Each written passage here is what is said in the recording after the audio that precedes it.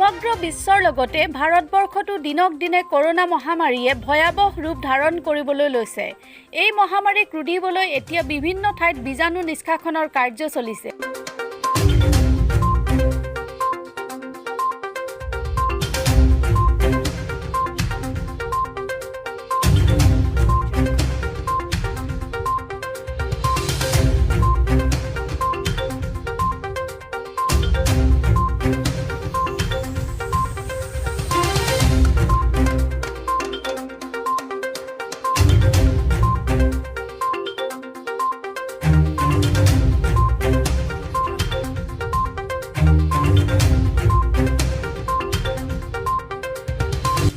কালি তিনিচুকীয়া জিলাৰ পানীতোলা চহৰৰ ৰাজহুৱা স্থান আৰক্ষী চকী আদিত জিলা জনস্বাস্থ্য কাৰিকৰী বিভাগৰ উদ্যোগত জিলা প্ৰশাসন পানীতোলা বঙালী যুৱ ফেডাৰেশ্যন আৰু সম্প্ৰীতি গ্ৰুপৰ সহযোগত ঔষধ ছটিয়াই এক বীজাণু নিষ্কাশন কাৰ্য সম্পন্ন কৰা হয়। পানীতোলা বজাৰ, পানীতোলা কলনী, পানীতোলা বৰডুবি ৰোডত চেনিটাইজেশ্যন কৰা হৈছে। সমূহ ৰাইজক এটাই অনুৰোধ জনাইছোঁ, আপোনালোকে ঘৰত থাকক, সুস্থ থাকক, কোনো ঘৰৰ পৰা বাহিৰৰ ওলাই আহিব নালাগে।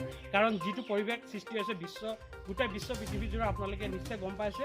আৰু এই ক্ষেত্ৰত আমিও ওলাই আহিব বিচৰা নাছিলোঁ। আমাৰ যিহেতু আমি সমাজত ৰাইজৰ স্বাৰ্থত কিবা কৰি আছোঁ, গতিকে আমি আজি প্ৰশাসনৰ অনুমতি লৈ এই কাৰ্যসূচীটো চলাই গৈছোঁ। ধন্যবাদ।